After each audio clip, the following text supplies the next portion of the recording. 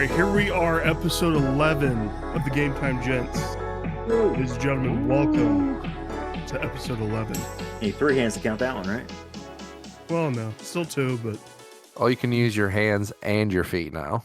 you can count it with just 2 index fingers if you want to do that. 11 finger guns. Oh my Anyways, Restart it. no, I'm not restarting it. We're strong. We're here. We're good. I'm here for it. As always, we're gonna go into week 6. We're gonna review week 6 of the NFL, preview week 7. We're gonna close with a draft, and first we're gonna go through news and life updates. So, boys, any life updates going on?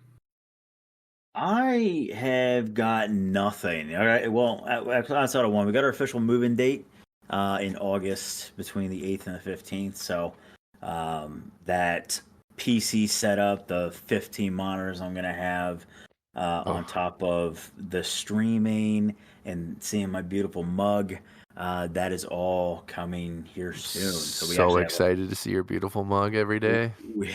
Great. We have an official date, which is exciting. So, listeners, you're not time traveling. He means November, not August.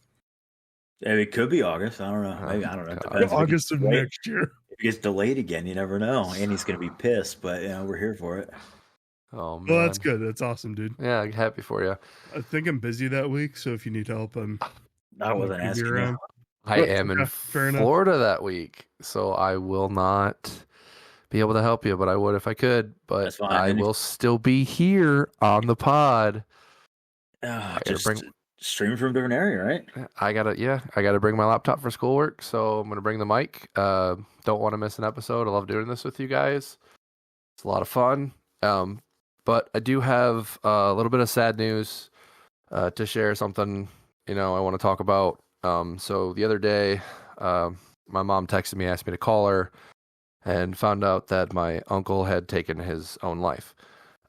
So to those out there that listen that may be struggling with mental health or in a dark place, please reach out for help. You have someone that loves and cares about you to talk, or they have the suicide hotline, which has changed the number now. It's a lot simpler than the 1-800 number. It's just dial 988 on your phone. So my family and I have been dealing with this over the past day. It's just a weird feeling. But just the one message I have is just please get help. Please ask.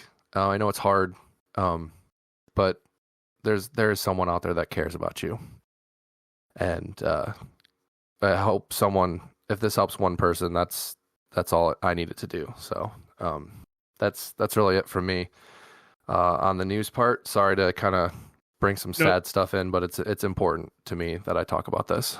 Very, very well said. I think that's good that you said that. You asked us if we'd be comfortable with that, and we definitely are. So I'm glad you said that, and hopefully this does help somebody that may be going through stuff like that.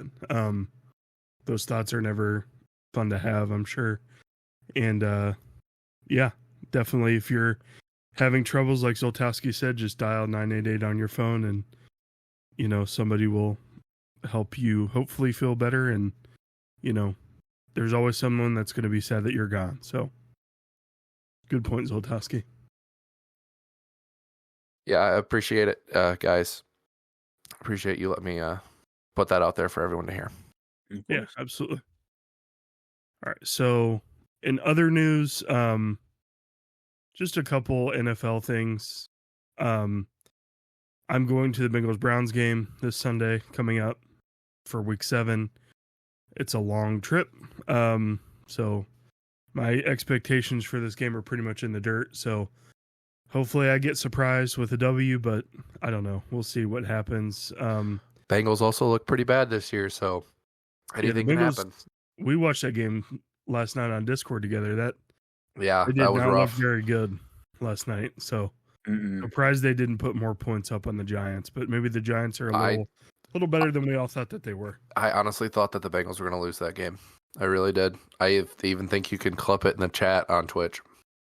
Yeah, Joe Burrow had a really long touchdown run. I'm not sure. Did he have a passing touchdown last night? I don't believe he did. No, Chase Brown scored on a rushing one from like 30 yards out. That's right. Chase Brown did. And they did a little spot on him as well this week. Had no idea he was the brother of Sidney Brown on Dude, your Eagles team. Yeah, Had literally, no yeah. clue. I did. That Yeah, I was did so see cool. Had that no they're- clue. But they're they're- like twins, right? Yeah, I mean, they don't go a day without talking to each other, which is great. So hopefully, Sydney gets a little bit more playing time. I mean, he's been a dominant force up top in college. He's a hell of a hitter. So hopefully, he can bring that, almost that X factor back into it. A little bit of a little energy in there. Because B Doc was a disgusting safety. I don't know if you'll ever see a safety like Brian Dawkins again. Yeah, I don't think so, but there's a little bit of hope. He can possibly bring the power like B-Doc did and the energy, because that is something we are missing. So Cam Chancellor is the last guy I can think of that's, well, I guess Derwin James is kind of in that realm as well, I guess. Those hard-hitting safeties. Anyways, we get carried away on tangents a lot. The other thing I wanted to say is, the trade deadline for the NFL is approaching. There's been a lot of talk about Devontae Adams, Max Crosby moving on from the Raiders. Anybody else you guys think are going to move on possibly during the trade deadline? It's November 5th, so we've got a few weeks left, but it is coming up. I know, we've been talking Devontae Adams for like 2 weeks now, but then I've also heard that he kind of wants to play with Aiden O'Connell as a starter. So that may not even happen, but I think that might be, that might be one we see. Other than that, I think the Lions are going to try and pick up a new D end to kind of fill that gap, which we'll talk about that later. Man, that was tough to watch, but yeah, I know yeah. where you're going with that.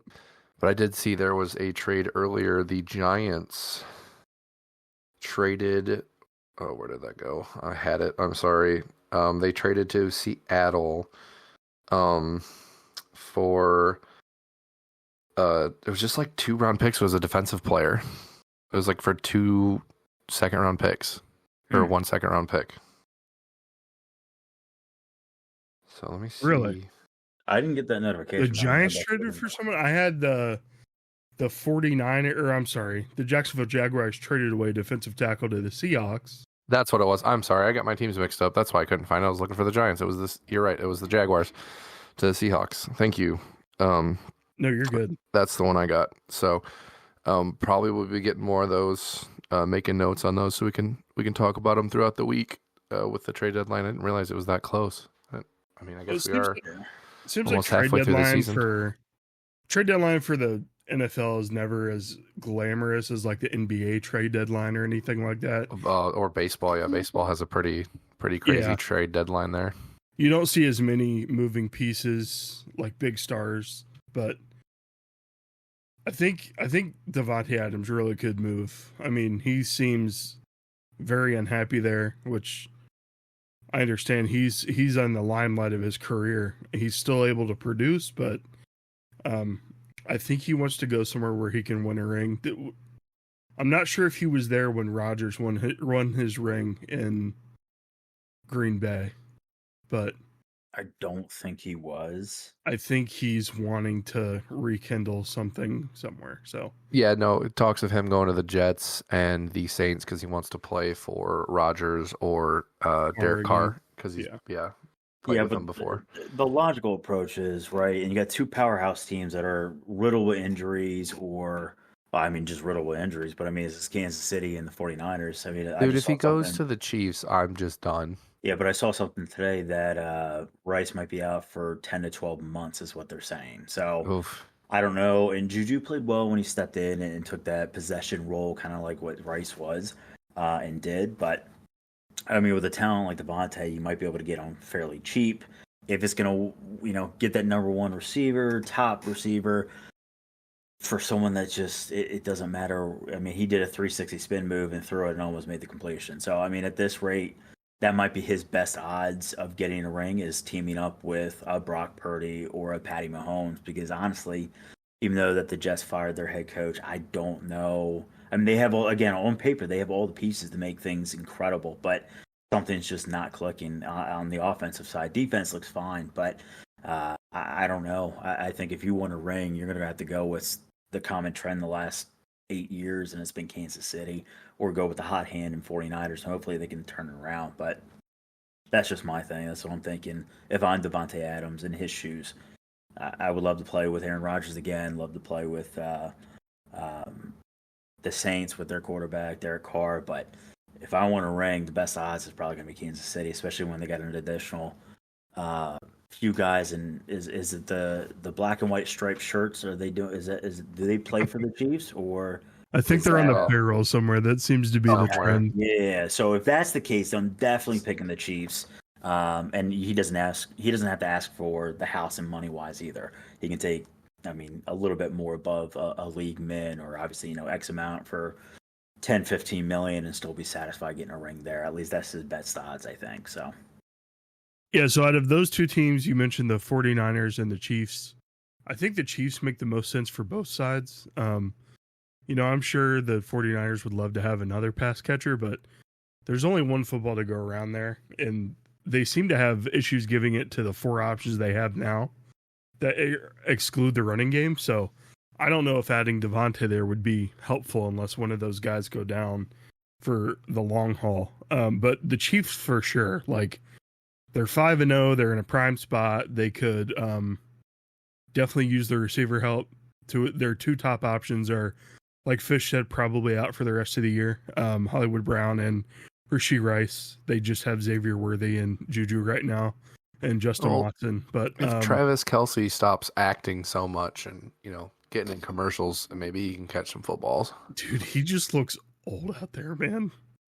I don't know if they're 33.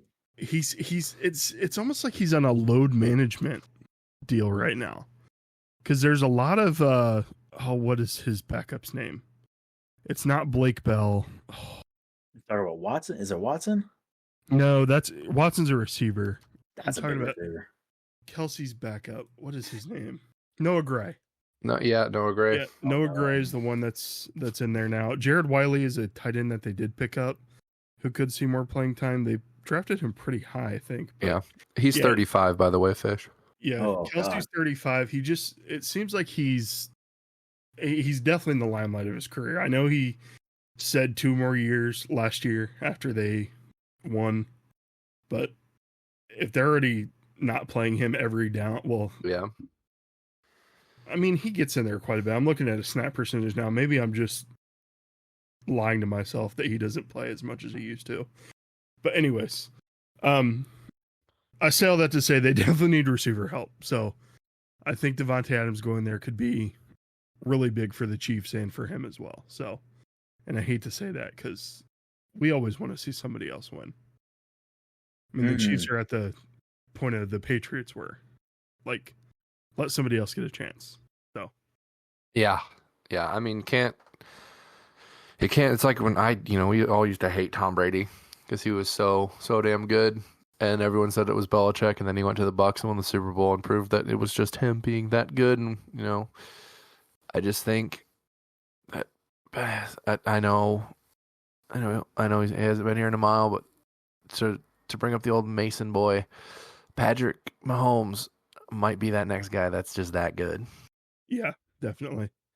Another name that's been floated around there, at least today, I think it was some ESPN correspondent. I forget his name, so I'm not going to quote who it was, but they said that, and I kind of understand where they're coming from.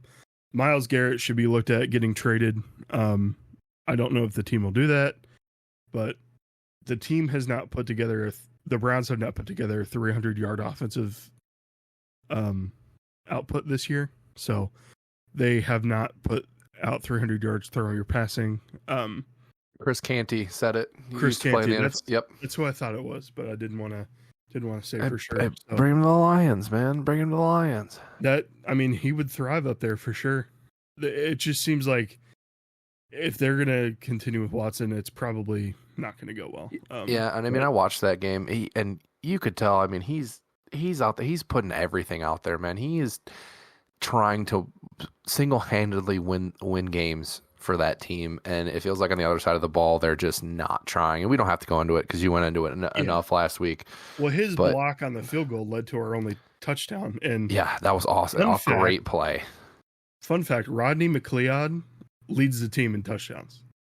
Backup safety, Rodney McLeod leads the team in touchdowns with, I believe it's 2 kick return or field goal returns for touchdowns, which I don't know how many times that's happened in the NFL, but yeah, he's tied for first on team touchdowns. Anyways, yeah, that's the 3 players I heard about. Devontae, Max, and Myles Garrett all could move by November 5th, and it wouldn't surprise me one bit. So, anything else you guys want to talk about before we get into our week 6 reviews? No, just go watch Nardi's stream. It's a good time. Oh, Come yeah, hang out. I forgot to talk about that. I am currently going through the story of Jedi Survivor. If you know me, I'm a huge Star Wars fan. I love just about everything that they've put out. I know there's a lot of bad stigma around those last 3 movies, but if you go back and watch them, they're really not horrible. A lot of cool It's more Star Wars, man. Stuff. It's more Star Wars. You know, I'm one of the people that actually liked the Acolyte. I know a lot of people hated it. Anyways, we don't need to get too far into Star Wars talk, but streaming that right now, really enjoying it. You know, I play that when you guys aren't on. I'm not working right now, so you play it. Yeah, you play it when we're on. It's fine. Or when you're on and you guys are playing something else. So I did have a question for you boys. Mm-hmm. What are you guys playing in your free time that is not with the rest of the boys? I mean, Fish, you can just go ahead and say it. Diablo released a new season and it's been an absolute grind. The storyline's incredible. The new character they dropped has been fantastic. They've done a lot of great quality of lives. It seems like they're making a lot of our voices heard, which is great for the community. So I know we had a lot of stipulations going into it. We want this, we want that. It seems like they're listening to us. So something that New World couldn't do when they dropped it, but good news is that they're remaking it essentially. So yeah, they're remaking New World, which I think we're all excited about.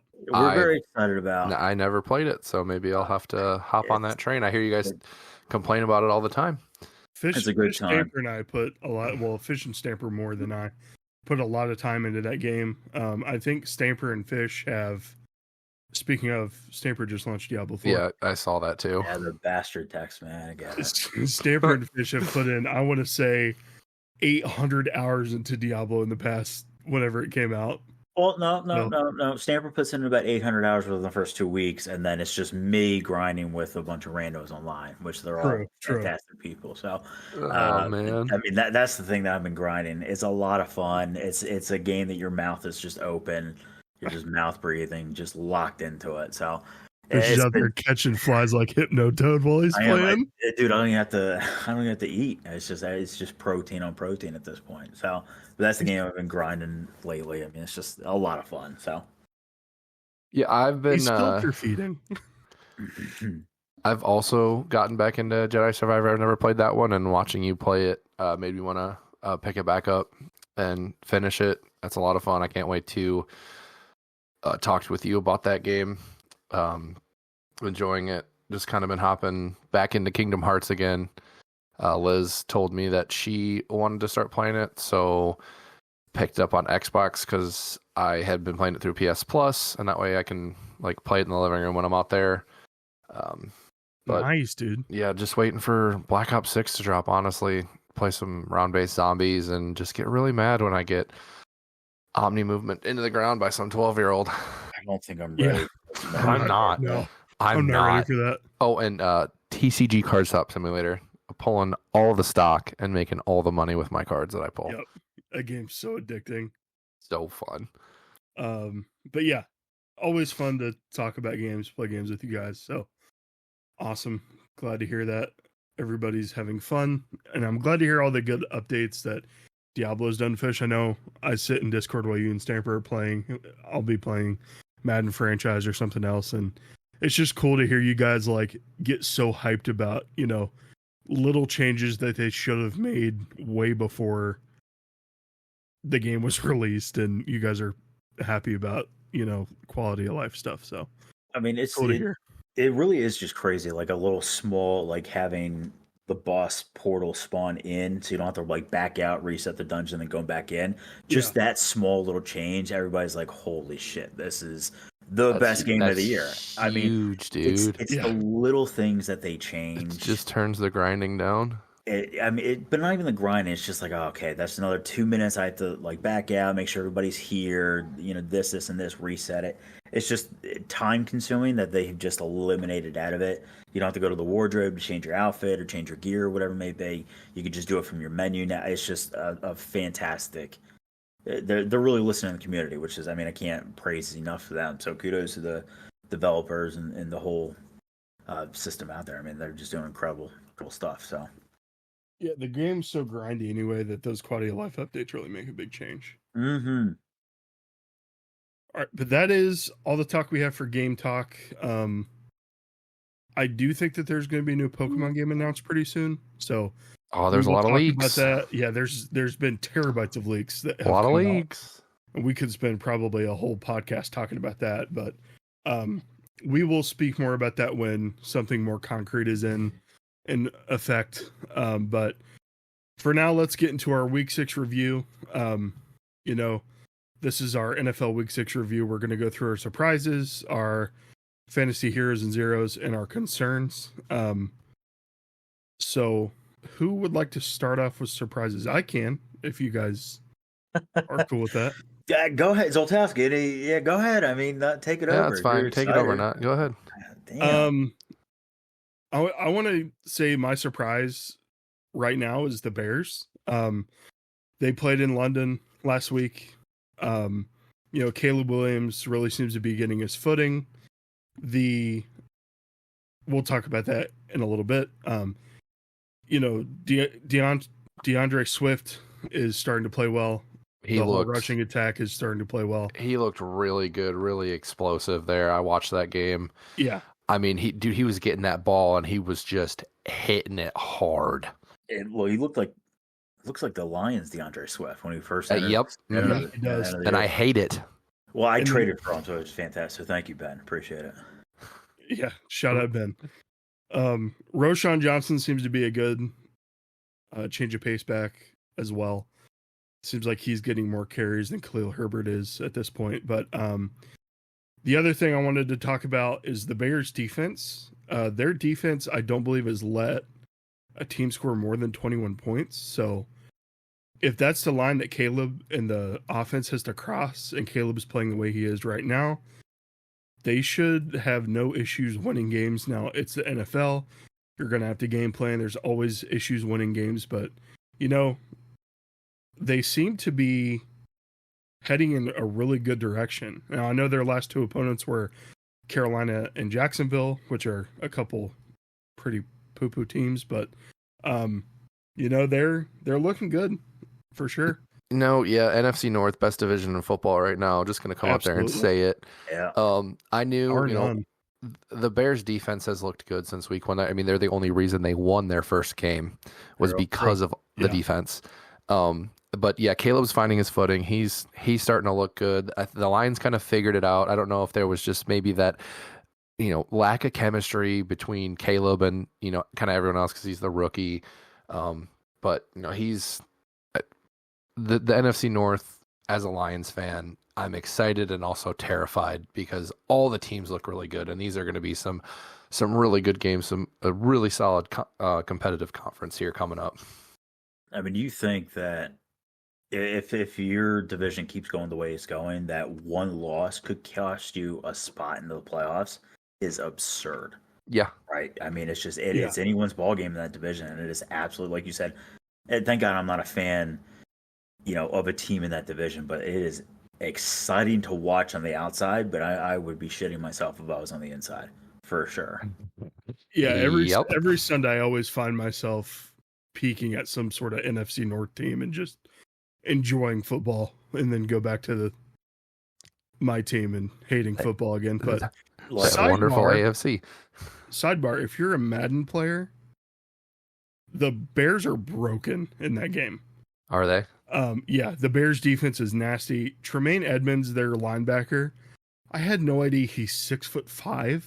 He's a big boy. You can't throw over the middle at all. No. So Any the Bears layer. are banned when we play Madden now. You can't throw short. You can't throw deep. He just picks everything off. Maybe, I mean, I was playing against Bosom online, and Bosom was usering Tremaine Edmonds the entire time. I hate that. He's unstoppable. I mean, I'm like lob passing, trying to throw it high, trying to throw it up to 6'5" receivers going across the middle. It doesn't matter. Tremaine Edmonds is going to pick everything off. So, Wild.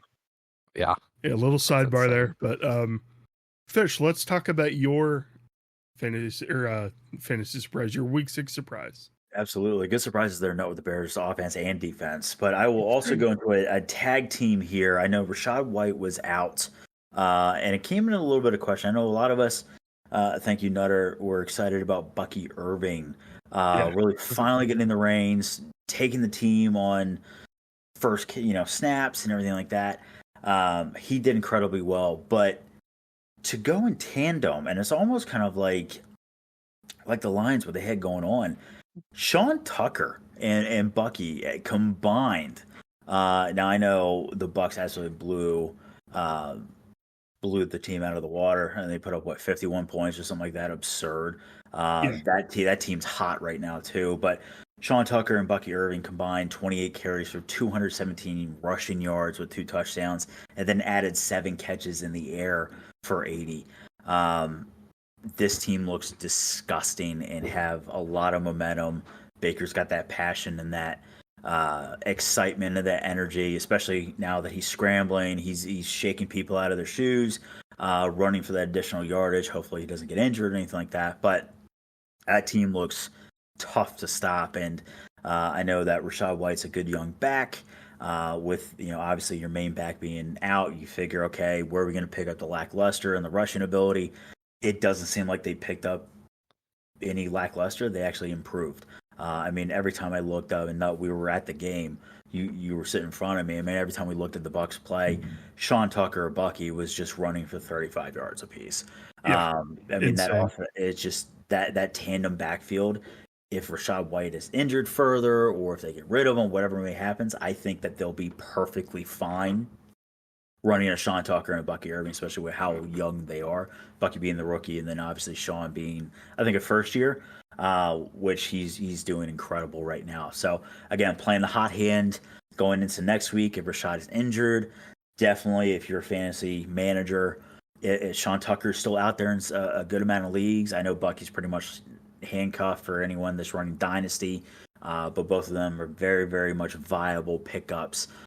In case Rashaad's injured at all. The only thing that you have to worry about is who are you going to play as of right now. Either could be the option, but possibly may want to start both of them, if anything. So that's my fantasy surprise, week surprise. Week 6 surprises there is the Bucks backfield. Absolutely dominating. Little more wrinkle in there, too. Baker's averaging 6.48 yards a carry this year. So if he can scramble out there, Don't count out that Baker Mayfield hezzy move. He will burn some people with that. I'm telling you. You're hurting on the inside saying that, aren't you not? Yep. My eyes are welling up a little bit. Anyways, Zoltowski, let's. Oh, did you have something to add? I'm sorry. No, yeah, you're good. No, caught the end of that game, and that you just look again. I'm gonna talk about my Lions because I love my Lions, but it's similar to what they're doing in that Detroit offense. They got that 1-2 punch, and then they got a quarterback that can just sling the ball all over the field. It's just a dangerous combination. But they're looking solid back there, and I think they're going to win their division. If not, they're going to battle the Falcons for it. But if they can keep that up, man, that's the NFC this year is just going to be the battle as a whole. Mm-hmm. I just don't know if the Falcons can keep up. They're starting to find their thing, but Jesus, but dude, Baker, they're just our team. Angry runs, man, angry runs. They are. I like this. I like the two-headed monster. I think it's a great combo. It's very exciting to watch. But it keeps them fresher for longer. 100%. You're not running one guy constantly. You've got that other back you can lean on, and that you're sharing that workload. You're getting more out of your guys. Absolutely. But keeping with the NFC, we'll go back to the NFC North. First off, just let me say happy 82nd birthday, Jerry Jones. Hope you enjoyed the present of the worst loss at home since 1988. I love it. I hate the Cowboys, man. Everyone does. I think everyone does. Is this his 18th, 82nd birthday, by the way? It might be. I don't know. He's a mummy. But, I'm not surprised that Detroit won. I was fully expecting them to go into Dallas and win that game. But in the fashion that they won, I mean, they made the Cowboys look like a college team out there, a 47-9, and almost double in offensive yardage. What the Cowboys is a 492 to 251 on 12 drives they had. The Cowboys had 11, averaging 7.5 yards per play, 308 yards passing, 184 yards rushing. 5 turnovers for the Cowboys, 3 interceptions, 2 fumbles. They just looked dominant out there. And I mean, you saw all the trick plays they were running. They were out there. They were having fun while they were kicking the crap out of the Cowboys. And I remember hearing chants. You could hear the crowd go, "Let's go Lions!" And then you heard the Jared Goff chant in Dallas. So it just blew me away that, like I said, expected them to win, but just shocked the hell out of me that they went in there and did that. Yeah. Because I know my team's looking real good. But I mean, it was 3-1 versus 3-2. I'm thinking, oh, this might be a good game. Cowboys kind of looked like they were finding their stride a little bit. I was wrong. Yeah, obviously with the defensive parts, I mean, they're still missing Pearsons and they're still missing Lawrence. So, but those 2 players, I mean, it's absurd that you guys put up 47 points on them still, so. How long is Micah Parsons out for? I think he'll be back this week. Will he be back? Okay. Yeah, Lawrence will be, I think he's another week or 2 away, I believe. Don't quote me on that, but I believe he's still another week or 2 away. Yeah, and I'll talk about that a little bit later here. Obviously, we can all collab on that. But yeah, no, just a completely one-sided game. Did not expect that. Expected it to be a battle. Oh, absolutely. All I know is I slept like an absolute baby last night. I bet you did. That was the last thing I saw, and I've never been happier. So I'm glad. Yeah, Detroit looked great for sure. But I can carry on into my fantasy hero if you want, just because we're talking about that game. Yeah, it's the same team. It's the same team. And who'd you guys beat?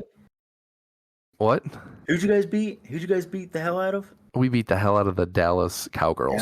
The Cowgirls. I love it. I love it. Dude, the memes have been great. But my fantasy hero this week is Jared Mother Trucking Golf.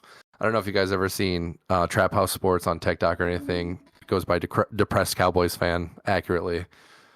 But that's his tagline, but he uses more inappropriate language. But it played just great. Unfortunately broke his completion streak on the first pass of the game, but really locked it in. Went 18 for 25 with 315 yards for 3 TDs, no turnovers. Had 3 carries for 5 yards, which, he's not known for his wheels, but when needed, he busts them legs out and he gets going. 31.1 points in our fantasy league. Just had a game, just looked cool, calm, collected in the pocket, and was just making smart throws, just dotting his guys up. Had a little flea flicker action where he threw a 52-yard bomb to Laporta, who finally got a little bit of love finally. But it just looked good. Just exciting to watch. Yeah, it's exciting. Helped me beat Tony. Don't know how I did it. Oh, you took Tony down? I took him down. Yeah, take that, Tony. And Josh Allen just scored a touchdown too, so I might win in my other league. Yep, Josh Allen just scored a rushing touchdown. Lost in the boys league again. I just can't be asked. Picking up L's everywhere, huh? My team picked up the W, but I'm deleting the league after this week if I lose again, so have fun. Nuke it. Start doing some force trades, just like in Madden. Yeah. Oh my god.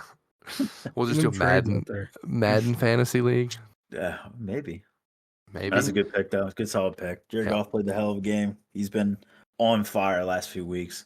Yes, sir. The whole team's potent, so I'm glad to see you guys doing well. It's been a long time coming, that's for sure. So. Oh, dude, it's a good time to be a Detroit sports fan. Now I just got to pray my Red Wings do something this year. I need them to make the playoffs again. It's been a while. The Pistons, I again don't care about the NBA, so that's whatever. But go Guardians. Yeah, hey, you know what? Right. Can't be mad at the season that they had to make it to the ALDS after being at a 0.1% chance to make the playoffs and being six or seven games under 500 at the break, and to just storm back, make the playoffs, and then sweep the Astros, who have not missed an ALCS in 13 years or something stupid. Thank you. Astros are just like the Cowboys. Nobody likes them. Yeah, it's the Texas teams, man. Actually, I don't mind the Longhorns, though, because I like Quinn Ewers. Even though they beat Michigan. I don't mind Texas. I think it's also because Archie's there and I like the Mannings. But keeping with the quarterbacks, Nut, your fantasy hero for the week.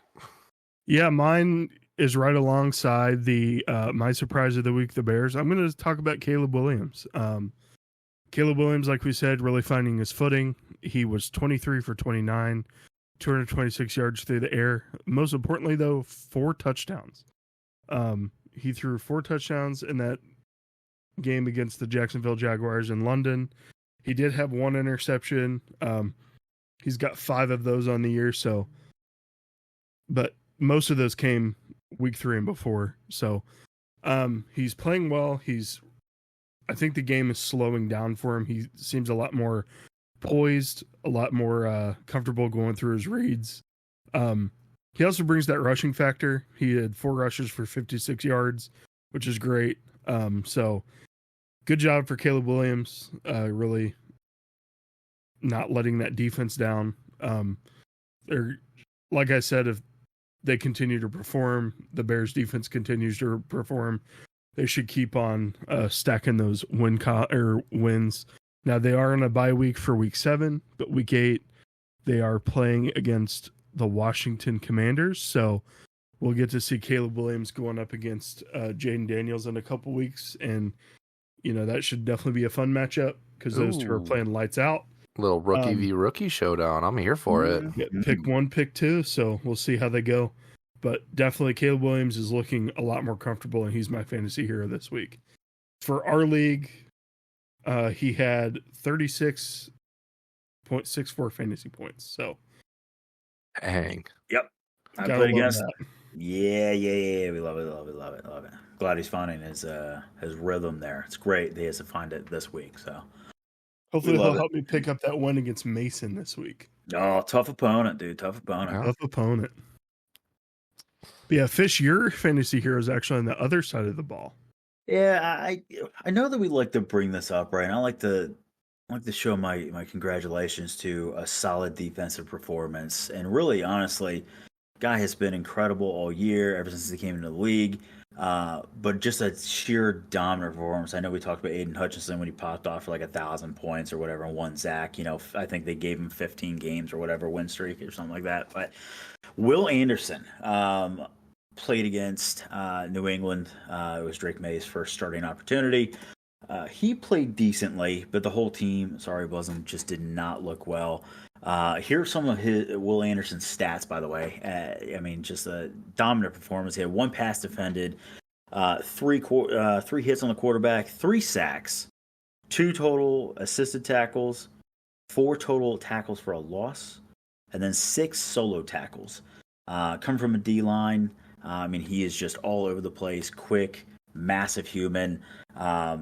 Apparently anyone on that offensive line for New England could not stop him.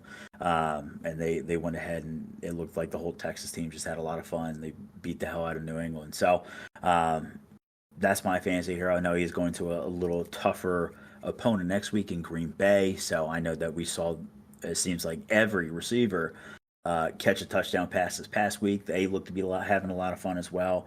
Will Anderson has been a dominant force since he's been with Texas, so it's definitely going to be a solid matchup. So, but kind of looking forward to carrying him into next week. Fantasy wise, he put up 32 points, which is unheard of for a defensive end. I know that we told you guys earlier in the podcast, first few episodes when we were discussing fantasy wise, and especially dynasties when you're playing 1 or 2 IDPs, kind of stay away from the D ends, D linemen because they just don't stack up enough points. Mostly good for the linebackers, but it's always nice to see a guy like a Will Anderson type, Aiden Hutchinson type on the D end. Just holding it down and absolutely dominating, stacking up points, which is fantastic. So that's my fantasy here for the week. I know he's available in a lot of other leagues. Not saying go ahead and pick him up, but it's always good to see that glaring 5 to 7 point range on average, and then boom, 32. So that's my fantasy hero for the week. It's a good pick. I've seen a couple DNs get a lot of points. You mentioned Hutch getting, it was 52 week 2 in our league. That's a lot. 4.5 sacks in one game. But Nick Bosa's been doing well. Max Crosby always does well. You've got your couple DNs that you can pick up and be like, okay, these guys are going to get pressure. They're going to get quarterback hits. They're going to get some sacks, or they're going to get in and get some tackles. Which has made me kind of think. I've got a couple backup. I think I got linebacker, and then I think I got Quinion Mitchell because he's a Toledo guy. I wanted to pick him up, and he hadn't done too bad. But I'm thinking about maybe seeing what good DNs are available to pick up in our league as a manager. Honestly, yeah, well, not a bad shout. Especially if you got somebody on a bye week or anything like that. I mean, if these guys are available at any moment, they can pop off. So it's a low risk, high reward, if you ask me. So. Yeah, and definitely if any of them go against the New England offensive line, you might want to give them a pickup. Yep. Because they are hot trash this year. Not looking good. Sorry, Bosom. Speaking of hot trash, let's get into our fantasy zeros. Zoltaski, you want to start this one off for us? Oh, yes, I do, because I know it's going to make Fish real happy. I slept so well last night. So well, because Dak Prescott was an absolute 0 yesterday. He went 17 for 33 with only 178 yards. He threw 2 interceptions, one of which he was throwing it to the Lions defense, in all honesty. Now, the first one, a good read by Brian Branch, jumped back, picked the ball off the corner of the end zone, saved a touchdown. But the other one was just horrendous. He had 1 carry for 1 yard. He had 3.22 points in our league.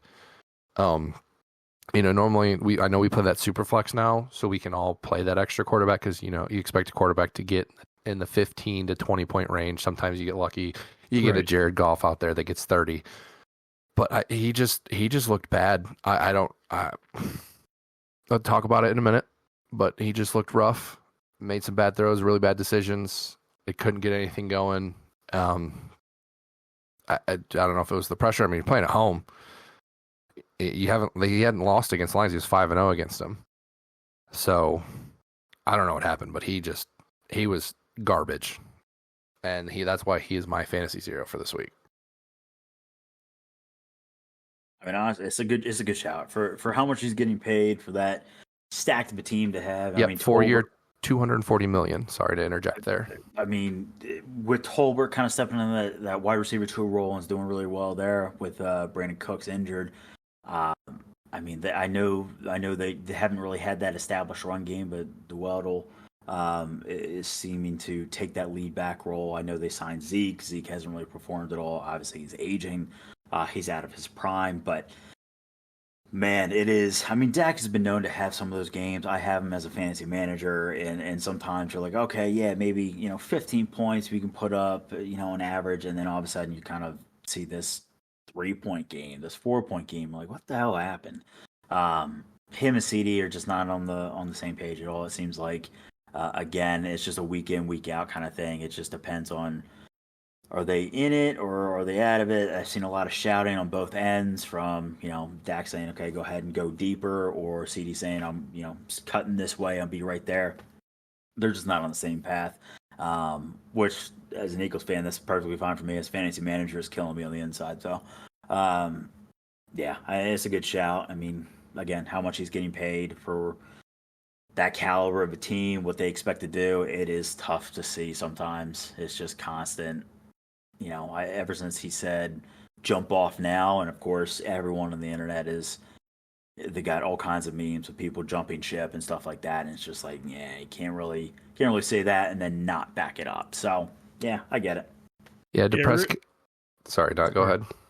I was just gonna say, it really sucks when a quarterback is a fantasy zero because it does impact the rest of the offense. And a lot of people took CD first overall, especially if if it's a PPR league. I mean, absolutely, CD was definitely taken in the first round in most leagues. I would argue, yes, probably in the top half of the first round. So to get performances like he just had, definitely not something you want to see. As for the running game, like Fish was saying, Zeke led the team in rushing attempts. Zeke has not eclipsed 20 yards since week 1, and that was against Cleveland. His rushing yards this week and last week were 17, and that's on 6 and 8 carries. So definitely time to start giving Dowdle the ball a little bit more, I believe. Yeah, the Cowboys only had 53 rushing yards as a whole. Yeah. I mean, they're down early, so I understand his game script and stuff, but at the same time, I mean, Dowdle, he's looked good. Yeah. Good pass catching back as well. He runs aggressively. We talked about those aggressive backs that run, like they're pissed constantly, and he's one of those backs that just seems like to run it. So, I mean, angry runs, man. Shout out Montgomery. Can't bring that man down. That's very true. But no, I mean, game script or not, like, I mean, if you got a guy that's going to try and run through on another guy, line up, put a hat on a hat, let him follow the asses and do what he can. If your passing game's not there, I mean, sometimes you got to flip the script. And get something going at least. We can get into this here in a little bit because it's up there. It's on the list. But I do want to hear about your concern or your zero this week, Fish. My my zero this week, Bucks is a Bucks theme on my end here, and I kind of love it. Mike Evans, 4.4 fantasy points on 2 catches for 6 targets essentially in 34 yards. I know that they put up 51 points. Godwin had 11 catches on 13 targets for 125 and 2 touchdowns. Sean Tucker and Bucky Irving did incredible things out there. K-Dot, I believe, caught a touchdown and did fairly well. Mike Evans, it comes with, he was going up against Marshawn Lattimore. And Marshawn has been known to lock down Mike Evans in the past. He's still one of the top cornerbacks out there, and he's done incredibly well for anyone he goes against. It's just kind of alarming. You know, if you were driving or doing something else, you didn't catch the game, you see 51 points, you're like, yeah.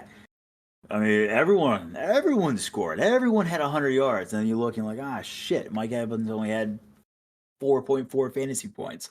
That's just a big shout out, big kudos to Marshawn Lattimore. Just keep doing his thing ever since he entered the league for the Saints. I mean, he's a dominant force on that side, and he's one of the most physical corners in the league right now. It's absurd when he lines up directly in front of you and he locks these big guys down and they have trouble moving and trying to do any type of cuts.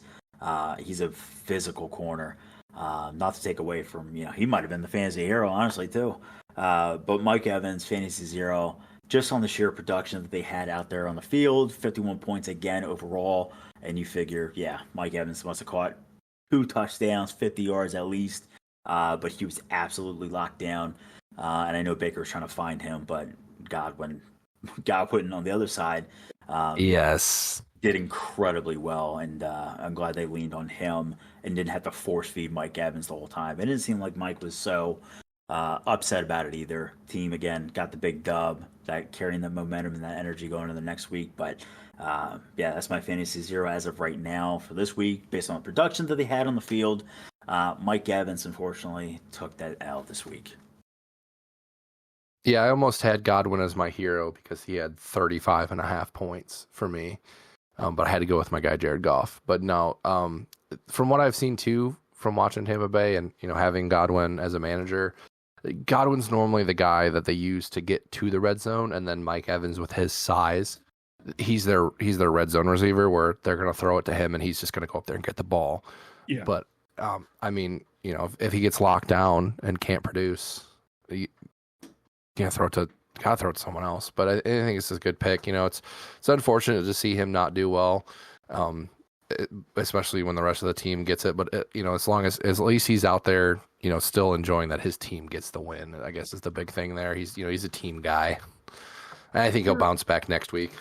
Oh, for sure. Yeah, he doesn't seem to get so aggravated like some of these other prima donna receivers and such. So a win's a win. They got the momentum. Everybody's behind Baker on this. Again, glad to see Godwin. I played against him this week, so I hate that, but glad to see him and Baker kind of spread the ball around to everyone else, even though that Marshawn absolutely locked up Evans. So good to see that they're not force feeding him, trying to get him his 20 targets like a Stephon Diggs or Antonio Brown type player. So glad Mike did what he had to do.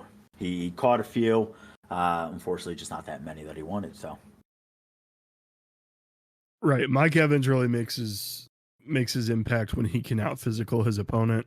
When he plays a guy like Marshawn Lattimore, or I'm looking at his stats for the year when he played against Denver, Patrick Surtain, he only scored about the same amount of points that he did this week. So it's something to really remember, that Mike Evans is not going to be that burner. He's going to be that physical guy, like Zoltowski said, that's in the red zone. So when you have a guy that can lock that down like Lattimore, it's tough to play him.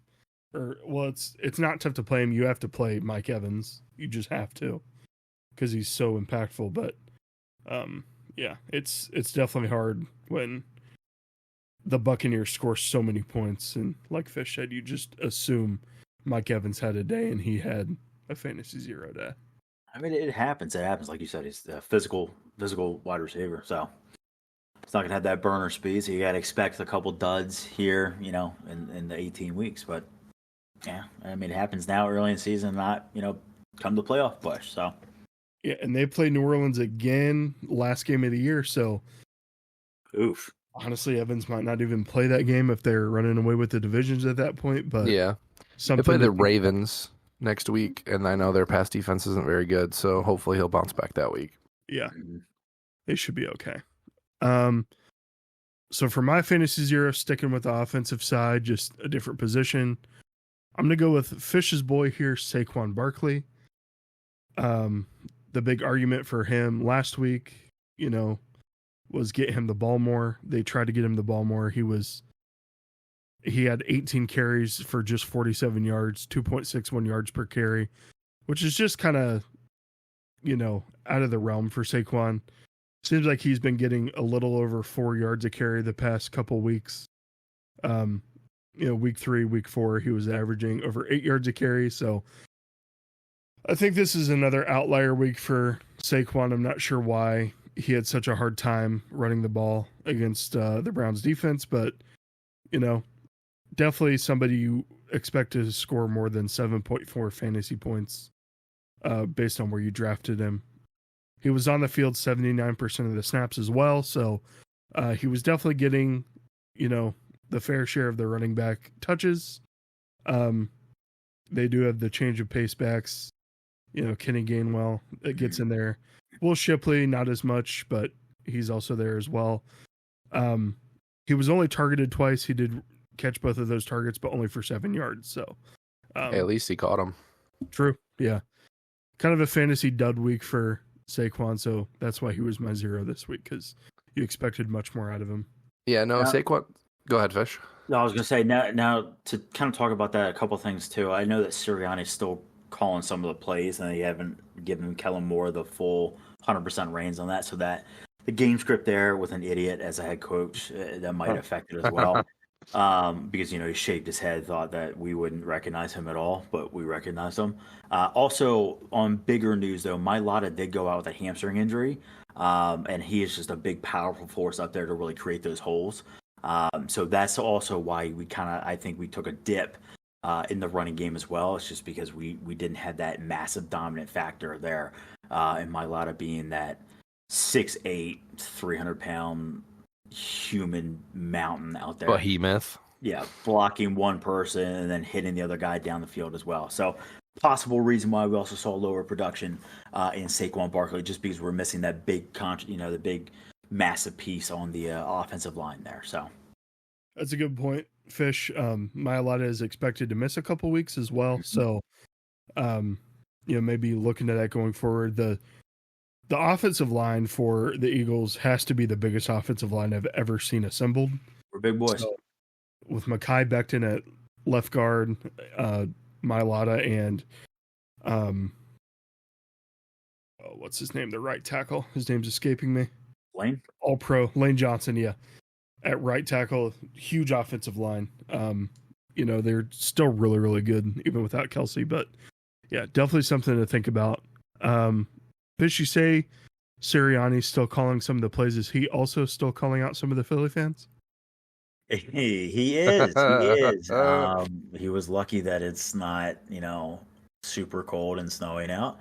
He can't. I don't know. I think Lowry yelled at him because he came out and immediately apologized, saying that his energy should have been focused on the coaching or whatever.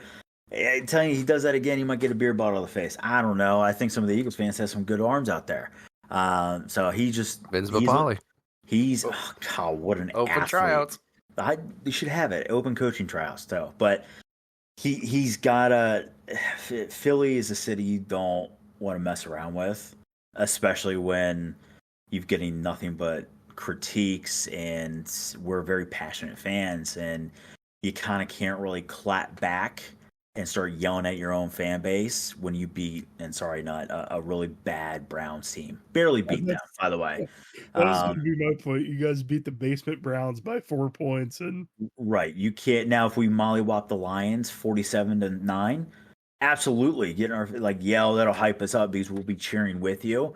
But expect the boos when we go to a Super Bowl a couple years ago, and then we just been in the bottom of the barrel the last few years. So it's kind of a problem and something that you need to, he kind of needs to watch out for, because at any moment that sea of green could snap and it could be a big problem for him. He's getting blasted on social media on everything. And I've seen a lot of announcers as well, and those other sports castings and stuff like that. They're even saying that he's openly a clown. Especially bringing his kids in for, the post conference and stuff like that. It's just a lot of dumb things. He's definitely in the hot seat for sure. So that's what we're looking at here, which is crazy. But so just one comment on him calling some of the plays still is because to my knowledge, it's always been, your coordinators are up in the box so they can see the field. Right. So they can call plays based on the formations that they're seeing. Correct. So how, as a head coach, are you supposed to be able to have the vision that you're, unless there's some communication going on there, but I mean, you hired the guy for a reason, let him do his job, right? That's what I'm saying, right? And Vic, his defense, obviously week in, week out, it's just a different thing. But we don't know to the extent of Vic or Kellen going, "Hey, this is what the play should be," and then Sirianni changing it. They had a couple plays out. I have to find it. I'll send it to you guys. But they had a few plays out where Kellen Moore has obviously drawn up the play and called it, and it worked out well. You had multiple receivers going in different directions. Good alignments there, and then you had Sirianni's plays where it's 3 receivers running, 2 in a straight line on the left side, and then 1 cutting over the middle, and the ball is going in a quadruple coverage on the deep left side. It's just like little things like that where we've seen the pattern since he took over as head coach when we had Brian Johnson there, which was his best friend or whatever, some horse shit. Guy didn't have a clue what to do, and now he's with the Commanders doing great things. I don't understand it.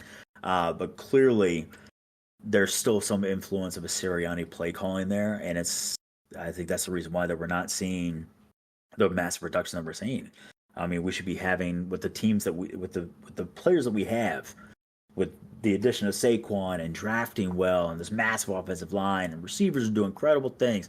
Still got Dallas Goedert. He needs to shave his head. The hair's not doing it. But with those players that we have right now, we should be putting up 30 plus points a week, and we could barely beat the Browns. It's a problem. It's a massive problem. And I don't think we're going to see a change until he either goes, yep, you're right. I see it. I'm only going to be the guy with the pom-poms and the tutu on. And I'm going to let Kellen Moore do what Kellen Moore does and coach the offense. And Vic, you go ahead and coach the defense. It's your guys' team. I'm here to facilitate when I can. But I just don't see that changing anytime soon. So it is what it is. All right. I just have two more things to add. Dallas Goedert, you did not deserve that. Dude, have you seen his hair? It is so bad. No, yeah, I know. He looks like an old monk. He's got like the ring hair thing. It's not good, man. Shave it, dude. Shave it. If the Eagles end up beating the Lions, would you say 47-9? Yeah. Sirianni, you have my personal permission to just flip off the link for 5 minutes. No, in the middle of the field, just twirl in the middle of the field. Let that flower blossom. There's not enough. That's another thing. You don't say that as a. I can't. I'm getting him hot. Let's get him hot. Look, real Let's quick. If that happens, I'll shave my beard. I'll clean shave. I don't think anybody wants to see that. I think yeah. Okay. Okay. It took 6 months to grow it back. All right, concerns. I could listen to a Fish Eagles rant all night, but all right, my concern this week. We talked about it a little bit, but just the Cowboys organization as a whole, their offense and their defense, you can only blame so much on injuries. I know Mike has been out and that another key defensive player out, but I mean, these guys, they got to step up. Tom Brady actually made a really, really good comment during the game where these guys are filling in for the stars, and they have to prove themselves that they deserve to be on this field now. They want to step up and say, hey, even when these guys come back, I want to be a part of this and show that I can do it. I don't think that's happening. Dak, Fish, you brought it up. We've seen it before with him and CD just having the disconnection, and he doesn't really have anyone else to go to. We talked about his big contract. It's 4-year, $240 million. He just signed it. I know CD, I think he took a pay cut, or they didn't pay him as much as everyone thought he was going to get paid. But something's got to change over there. I mean, I don't know how they're a 3-win team. I know they beat the Browns week 1. Week 1's week 1. Anything and everything can happen. It's week 1. But I don't know how they have 3 wins if they're going to continue to play like they played on Sunday. Something's got to change. Jerry Jones needs to retire or go back to the tomb that he came out of and let someone else take over the team. But, I mean, they beat Pittsburgh in a close game. They beat New York in a close game. They got destroyed by the Saints. They lost to Baltimore, which had a fourth quarter comeback that almost happened in week 3. But again, something's wrong there, and they got to fix it. Or I think the Cowboys fans might riot, and there might be, who knows? But I mean, I love the depressed Cowboy fans meme, so I'm also here for it in the same vein. You know what I'm saying? Yeah, I mean, they're coming up to a bye week, so they got another week to kind of reset and kind of do what the Eagles did, and kind of okay, let's look at the game film. This is what we got to focus on offensively. They got an extra time to practice, which is great for them. But after their bye week, they're not coming up with any easy teams. They face the 49ers right off in week 8, followed by the Falcons, Eagles, which I'm sure they'll win, of course, shockingly, and then Houston, and then they face Washington. And I think Washington's going to absolutely wash them. Oh God, I hope so. I hope Jaden Daniels just has a game. They have the next 5 weeks after bye. They have to. I mean, they got to lock it in. That could be possibly, hopefully, fingers crossed. Right? We're all cheering for this one. They could coming out of the bye week. They could go 0-5. And if that's the case, then, I mean, with the Giants, kind of playing decently, and then Washington will probably take the top of the table, to be honest, and then the Eagles. they could pop off for a little bit, or they can go back to being shit. It just depends. But I mean, if you take 5 L's right out of the bye week, I mean, you got to look at do you pay Dak out? Do you try and you can't really trade him because nobody wants to pick up that extra contract, But I mean, there's a lot of things that they need to think about, like you said, Zoltowski, and I mean, they gotta wake up. They gotta wake up coming into this bye week, and I mean, they got 5 tough opponents, so it's gonna be very, very interesting. I know the three of us are gonna be watching it very, very closely to see how they do, because that would be I can't remember the last time that Dallas is at the bottom of the table for anything. I can't either forever. So it's exciting. They got San Fran in San Fran, and then they go to Atlanta, and then Philly at home, and then Houston at home. They're going to lose to San Francisco, I think, even though they're hurt, because Jordan Mason's a good running back. I think he'll be back for that. Kirk O'Change is going to just light that field up. He's going to light that defense up, and I think Bijan might have a good game too because their run defense is abysmal. Not good. Yeah, no, sorry. They gotta like I said, they gotta do something. I don't know if it's they gotta make some trades with the trade deadline coming up, or whatever they gotta do. I don't know how much cap they have. It's the Cowboys, so they probably have a ton of cap left because it's Dallas and they're rich. But they got to pick some guys up because like you said, Cooks he's out for at least 4 more games, and it's just CD, so everyone's just gonna double cover. Words are hard. CD. So I mean, who's Dak gonna throw the ball to? And like we said before, the run game is not there. Zeke's not what he used to be, and Dowdle's. I mean, he's running hard, but I mean, he's gonna get tired trying to put the team on his back. You can only do so much. True. Yeah. But yeah. Speaking of doing something, I noticed you didn't have a concern this week, but I want to talk about fishes if you're okay with that, because this is yeah, I have a little something after Fish goes through his concern. It's okay. Not really concerned, but Fish, go ahead. Yeah, my concern, right? And it just seems like it's a Bucks, Dallas, and Detroit theme, right? And a little bit of the Bears, sprinkle on the Bears just a little bit.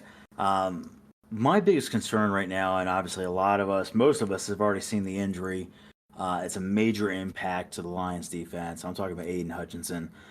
They came out and said it's a nasty fracture. It was out of place for sure. His shin was in half, but my biggest concern, right? Obviously, you're missing Aiden Hutchinson, dominant force there on the D line. Who's going to fill in that gap? But I think the biggest thing here, and I might be Zoltowski, you might have mentioned earlier, is a revenge game from last year. But as a coach, as an owner, whatever it may be, if I'm part of the Lions as a fan or whoever, if you're up by 30 points, right? Why do we still have Aiden Hutchinson in, right? Usually, if you're up by 30, you're absolutely destroying the team. You take the starters out. You take your big playmakers out. Hutchinson remained in the game. Obviously got hurt. But then we also saw Penny Sewell catch a little dump pass thing, a little shuffle. Hook and ladder. Yeah, a hook and ladder, giving it to Penny Sewell, and he's running it. Why are we, Zoltowski, and you can speak on this, right? Why, if I saw the Eagles doing that, I would be furious, right? If I saw Lane Johnson or Hurts doing something silly, or we're playing them more for whatever reason, and all of a sudden they get hurt, and thank God you have players that you can put in his place. That's not going to be able to fill his massive shoes on the DN. But why? What are your thoughts? Why are we playing them when we're 30 points up? Why are you guys still having your starters out there? Why are we running silly plays to possibly? What happens if Sewell got hurt? What if he's out for the season? What if he tears his ACL? Knock on wood. But yeah, what's the reason behind it? Why are we doing these things? What are your thoughts? What are your feelings on it? Yeah. So honestly, like I said, watch that game. Watch the whole game. I did see the injury. It was and then I saw it on. I know Fox didn't show the replay of it, but definitely saw it on Twitter and all the other social media. So praying for Hutch. Surgery went well, by the way. He fractured both his tibia and his fibula, which is just not good. Yeah. There's no timeline for his return. Probably gonna be out for the rest of the season. or not probably, he's going to be out for the rest of the season. Now, my theory on as to why they kept the starters in is, again, I know you mentioned it a little bit before, is that revenge game. We saw the Decker reporting as eligible on a 5-yard Montgomery touchdown run. We saw all the trick plays. We had the flea flicker, the hook and ladder. Dan Skipper went out there at the end of the game as a wideout, which I thought was weird. But I feel like it was a player choice. In all honesty, I feel like, these guys, and now I haven't seen anything, and I'll look and see if I can't find something to put out on the social medias that can maybe confirm this. But I feel like these guys went to MCDC and were like, hey, we want to go and we want to beat the snot out of these guys. And until we tell you to, do not take us out. Because I again, truly think that this was their choice, that they wanted to do it. And I think that's why they stayed in the game. And Hutch got hurt in the third quarter. And yeah, they were up 34-6 at that point, or 37-6. So definitely shouldn't have been playing. And, already had a good game. So, and I know he was making a DPOY run the year, especially with how he's been playing throughout the year already. And it hurts to lose him. But I really think it was player choice here, man. I think they went to their coach and were like, look, we want to do this. Let us do it. And he was like, all right, you're my guys. You're the team. But as who is going to fill these massive shoes? Now, the defense, the secondary has been a lot better, so that's good. I think the pass pressure is going to be a little bit less, because if you watch Hutch, I mean, he's got a nasty spin move, and he's just bullying guys to get into that backfield to break that pocket.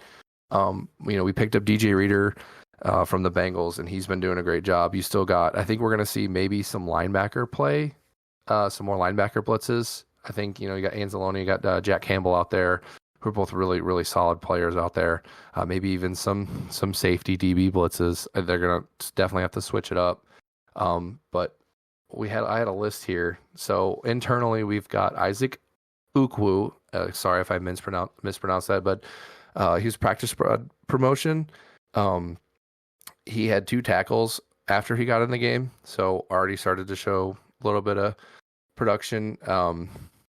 He's from Ole Miss, so he's got some upside. We'll see how he does. We've got James Houston, who he missed most of the season last year because he had an ankle injury and was a healthy scratch in the last 3 of 5 games. So he could step into that role and see what he can do. And now with the trade deadline coming up, again, I saw this on the Pat McAfee show today. He was talking to Adam Schefter, and the rumors are already flying, and we've talked about it a little bit, but Max Crosby, possible trade there. And as a fan, I mean, when Hutch comes back next year, I would love to see the combination of Max Crosby and Aiden Hutchinson on that D-line. I mean, could you imagine that? That would be disgusting. It's just nasty. Or there's also Trey Hendrickson, who also from the Bengals, who requested a trade earlier in the offseason. So he's under contract through the end of next season, so they really haven't seemed interested. But if the Lions have that need and the Bengals are 2-4, maybe they're looking like, hey, maybe we need to change things up a little bit. Maybe we need to look at getting some guys next year. Could be a good look for them. And then, so Giants defense, Azeez Ojulari. Sorry, that's I might have butchered that one. He's in the final year of his rookie contract. But he had 2 sacks against the Bengals last night. So another guy we could trade for the trade deadline coming up. We definitely have some options here. Maybe they don't go anything external and they stay internal. But I think we'll be fine either way. I think the defense as a whole. I know I saw a tweet from Terry and Arnold where they're going to play for Hutch now. So they all know. They've talked about how he was the leader on the defense. He was the guy. They know that they've got this hole to fill, and this team wants to go out and win. And I think they're going to do their damnedest to do it anyways. But that's sorry for the little bit of a ramble there. I guess there's my rant. I mean, it's for great. My team. It was great insight, right? I mean, Yeah. obviously, you follow the team a lot closer than most other fans would. I mean, obviously, it's your teams. The same thing I do with the Eagles, same thing that not does with the Browns. But I don't know, man. It's going to be a tough. I was super excited to see him. Oh yeah. Again, constantly dominate anyone that goes up against him. Doesn't matter if it's single cover, or double teaming. It just didn't matter. I mean, he was getting the quarterback anyway. But like you said, he was on his way to get defensive rookie of the year or defensive player of the year. Excuse me. So it's going to be very interesting to see the different schemes that you guys are going to have to run now with him missing, and then who's going to fill those shoes. And honestly, if Max Crosby came over, I mean, what the hell are we doing? What are we even playing for the next 4 years for? It's just there's no point. Just give us the Lions. It's fine. I never thought I'd say that in my lifetime, ever. After 08, I was ready to just get the paper bag out and just sit there and be like, yeah, go Lions. Please win a game this year. And now we're going to the Super Bowl, baby. Okay. Hey, listen. I've been a Lions fan since I was, at one point, believe it or not, a small lad. I remember vividly so we went to Florida to visit my family. This fun little story here. Sorry, sidebar. And I had my Barry Sanders jersey on. This dude in Bucks here comes up. He's like, "Don't you know he's retired?" And just giving me I was 5. He's just giving me shit. And I looked like I was probably 12, so that's why I was doing it. And I'm just like, yeah, but he's the Lions, man. It's the Lions. Go Detroit. Yeah, you just always root for your team, no matter the circumstances. I'm surprised you're still going to the game with the Browns playing the way they are. Yeah, we're going. Tickets are bought, so. Oof. You always sell them, man. But no, that's my thoughts. Fish. Not if you got any insight on that. I don't know if you guys have looked at it any. Well, I do agree with Fish. I think it was pretty silly to have, your star players out there still. I know usually the guys in the trenches are going to keep playing. I would say unless it's a blue chip player like Aiden, probably shouldn't be in there. But the Penny Sewell thing, especially after the Aiden injury, just kind of seemed risky, careless almost. It seemed like Dan Campbell just really wanted that fat guy touchdown he didn't get to have last year. So, dude, we tried for 3. I know. We tried for so many. I don't think. Yeah, and I don't know if I did say this, but I mean, it was, thinking back on it too, it was a weird decision. But if and not that I've thought about it too, and having that, like I said, that's my theory on it. I get it. If these guys are the ones that want to do it, I mean, let them do it. They're the ones they're the ones out there. They know the risks. Yeah, another guy I could see the Lions trade for is a guy that was traded before the season that hasn't even played it down for the Jets yet, and that's Hassan Reddick.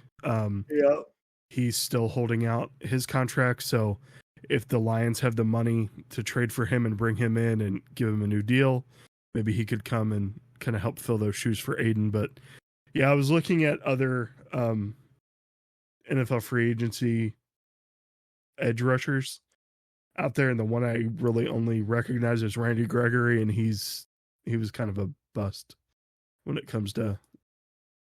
Yeah, we have 33, almost 34 million in cap space right now, so not like we're very limited there, because I know when the Devontae trade rumors went up.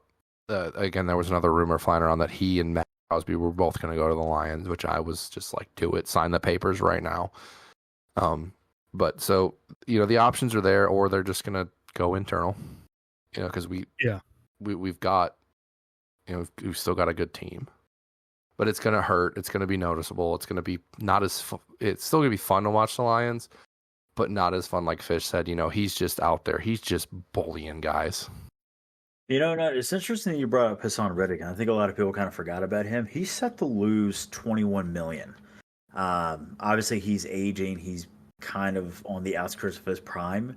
If he does decide to come back and play for a team like the Lions, what do you think he's going to ask for? Is it going to be a 1-year type deal, and then, hey, prove to play yourself, and then we'll pay you? Or is it going to be, hey, we'll sign you to 2 years, 10 mil, 18 mil. Well, I mean, what do you guys think about that contract? I mean, because that's in play now, right? We didn't think that Hassan Reddick would be a factor coming into this, right? But I mean, he's kind of like, I think he's still in Japan and Tokyo and hanging out and stuff in his kimono and such. But I mean, he's set to lose 21 million. So at what point do you go in Hassan Reddick's shoes? Damn, that's 21 mil that I'm losing. I might want to go back and play a little bit of football, maybe, stop being a He jackass. did just get a new agent as well today. He just got a new agency.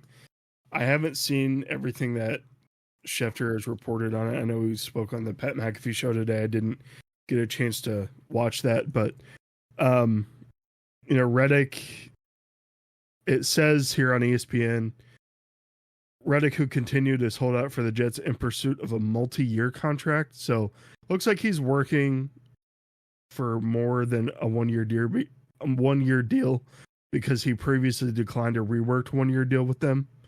So it's going to be interesting to see what he's looking for. I mean, he is 30, so not really sure how much longer he's going to be around, especially at the clip he was playing last year. So definitely something to think about for, the Lions if they do trade for him. Maybe the 2-year deal will work, but I wouldn't personally give him anything more than a 3-year deal. No, having it mostly backloaded. No. Yeah. The ability to get out of it if they need to. Yeah. And I mean, you're losing 6 inches of height there. Aiden's 6'7". Hassan's only 6'1". Yeah, he's a little undersized, but definitely he can get to the QB, that's for sure. Yep. But my concern for this week, if you really want to know what my concern is, just listen to last week's episode. I'm not going to get into it again. But I do have a little bit more of a fantasy tip. We've been talking about, trades. We've been talking about bye weeks this whole podcast. Little fantasy tip a lot of people don't think about is if you have a player that has not yet had their bye week, and you can trade for a same caliber player who has already had their bye week, you may want to look into that. Now, this doesn't work for every situation, but like if you could essentially buy an extra week of production, if that makes sense. So an example of this would be like if you have Jordan Mason on your roster and you could trade him for like a Jahmyr Gibbs or a Saquon Barkley, who has already had their bye week, you could essentially buy an extra week of high running back production because Saquon and Jahmyr have already had their bye weeks. Jordan Mason does not. So a lot of people, when they're making those trades, they don't really look into bye weeks. They just kind of look at the players themselves, say, oh, that's adequate value for that player. So if you find yourself in a jam, maybe in a couple weeks, and you think you could maybe make a trade like that would help your fantasy team, definitely take a look at that. Could pick yourself up a win, which every win you can get in football and in fantasy football matters. It's not like those other sports where you can take a couple games off and all that stuff. So just a little fantasy knowledge that some people don't really think about a lot. It's a good point. Yeah, for sure. That's a good point. Especially with bye weeks coming in. I mean, we've already had some teams have their bye week, but next week there's only a couple teams for the next couple weeks, and then the bye apocalypse weeks this year are week 12 and week 14. So take a look at those weeks. Those 2 weeks both have 6 teams on their bye weeks. So if you can buy a player, look at a Derrick Henry, look at don't look at a Derrick Henry. If you have Derrick Henry, maybe look and see if you can move him before week 14 for a similar caliber player. But yeah, that's just a little thing I wanted to talk about before we get into our week 7 previews. So you guys have anything else before we move on? No, sir. No, nothing. All right. So for week 7, we have all decided to stay in the NFL. And it looks like we are all, nope, Fish is taking a Monday night game. So I got a Monday. Let's go through here and go with our games in order. So Zoltaski, looks like you picked a 1:00 game, Detroit at Minnesota. I did pick a 1:00 game. Yeah, Detroit at Minnesota. So NFC North here. Lions first divisional game. Minnesota's coming off the bye, undefeated at 5-0. Lions with a big win off the Cowboys here, and the injury to Hutch, like we've just talked about. So definitely going to be interesting to see how this defense works against a very, very productive Minnesota offense. They are 6th right now in points scored per game with 27.8 points. They're averaging 323 yards, 207 passing, and 115 rushing. Their defense, though, is the big story here. Top and leading in a couple categories, leading with 11 interceptions, 19 sacks is 3rd, and then they're only allowing 67.2 rush yards per game. Wow. So yeah, so that maybe Gibbs and Montgomery can finally break through this Minnesota defense. However, on the passing side, they are not doing well. They're allowing 263 passing yards per game. So again, with all the receivers and tight ends that they have out there for the Lions, I mean, everybody was getting the ball. Maybe Jared Goff is just going to go off and have another game. Lions on the other side, they're 3rd in total yards per game with 416 total yards per game. 258.2 passing, 157.8 rushing. They're 3rd in rush yards against per game with 83. Their pass defense is still working. We're still working on it. 246 yards. I know Sam Darnold's been just out there dotting up defenses and looking real good. And Jay Jettis is always a threat. So I'm excited to see this NFC North division battle here. It's at Minnesota.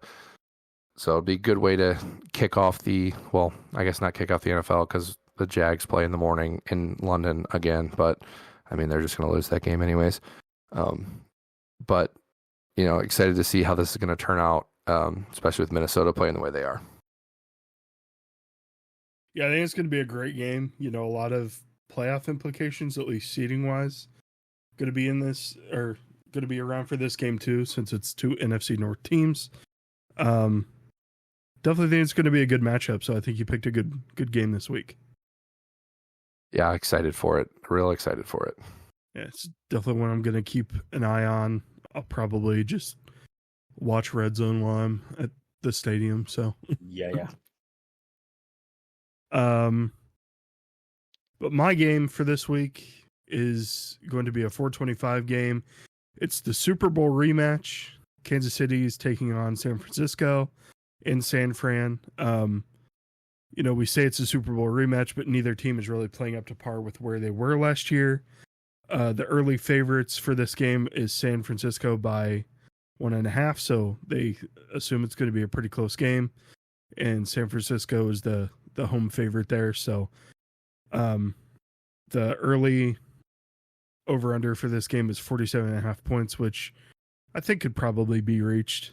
I don't know, though. The Kansas City defense looks pretty good from what I was researching before I was picking games. What I do want to talk about is the quarterback play. So, going to go into the quarterback comparison. Brock Purdy is 2nd in the league for pass yards at 1,629. He's tied for 7th for throwing touchdowns at 9. His QBR is 70.9 on the year, and that's 5th in the entire league. And he's thrown 4 interceptions. I apologize. Patrick Mahomes, who has had his bye week, it was this week, has thrown for 1,235 yards, which is 15th in the league. He's got 6 touchdowns, 6 interceptions, and a 57.6 QBR. I think most of that is tied to him not having many weapons, as we alluded to earlier, but there's a lot of notable injuries going into this game. You have Rashee Rice and Isaiah Pacheco for the Kansas City side that were in this game last year. You have Hollywood Brown, who's not playing. He's missing the year. and he's a new addition to this team. So the 49ers did not see him last year. But on the 49ers side, Christian McCaffrey's not playing. Elijah Mitchell is also not playing, but, you know, they just plugged Jordan Mason in there, and he seems to be doing fine. A couple guys in the trenches not playing. John Feliciano on the offensive line, and then Javon Hargrave on the defensive line, who were in this game last year. A big loss for them is Hafunga, their safety. He's missing. And then also Ambry Thomas, a cornerback, is also missing. I also wanted to talk a little bit about Dre Greenlaw. I'm sure we remember watching the game last year. Dre Greenlaw was celebrating on the sideline, and, you know, he was, or not even celebrating, he was just jumping because he was trying to get warmed up. He was getting back into the game, and I believe he snapped his Achilles as he was running onto the field. So it was a freak injury that he's still recovering from. He's missing the game as well. So Dre Greenlaw is a pretty good player. Played alongside Fred Warner in that linebacking core, and I think he's a pretty big loss for them going into this game as well. Looking at the defenses, the Kansas City defense has been really performing better than the 49ers defense. Their points per game average that they're letting that is scored against them is 17 opposed to 22 for the 49ers. So it's really, you know, it's kind of anybody's game at this point. You know, you never want to count out Patty Mahomes. I know he's had a rough start to the year, but like we said, I think it's mainly due to his supporting cast at this point. But I think it's going to be a really, really good game. It's going to be one I have an eye on the way home from Cleveland. So I will definitely be taking a peek at that score the entire time we're coming back. It's definitely a good game to watch. I mean, we'll be watching it from the house, so we'll keep you up to date. I'm sure we'll have a plethora of text threads going back and forth of, hey, this guy's doing really well. He's on my team. I sat him. I benched him. So expect a lot from me and Bosom on that one. So yeah, I play you this week, Nut. So I will be talking a ton of crap if Jordan Mason pops off, which I hope he does. He might. Always, I mean, always excited to see a Super Bowl rematch, man. Always excited to see that. Sorry for interjecting there. No, you're good. The Chiefs are only allowing 88 rushing yards per game. So be interesting to see if Jordan Mason can get that going, but it's going to come down to, I think, just a time of possession battle. It seems like it always comes down to that. So we will see how they roll. I honestly think it could go either way.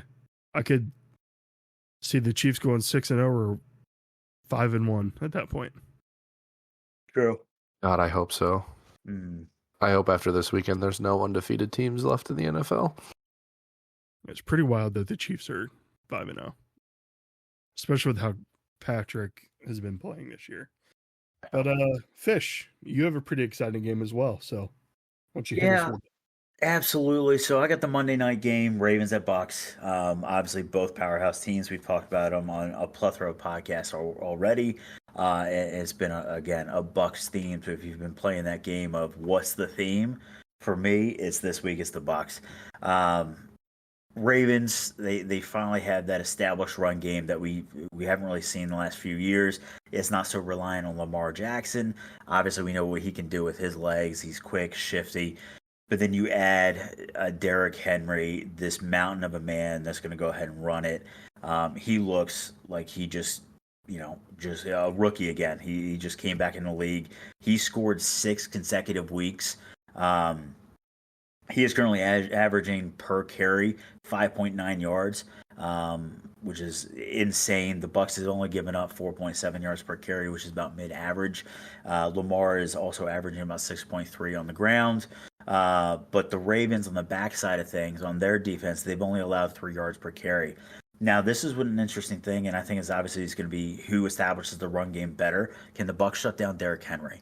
No one's done it this year, but if they can keep him to, I know the Bengals did, they kept him down to like 40 yards until he blasted off for that 40 or 50-yard run. If the Bucks can kind of keep him at bay, then they have to rely on Lamar Jackson's, obviously, his legs. but then his throwing capabilities. I know Zay Flowers had a great game this past week in the first half, but kind of a little lackluster in the second half.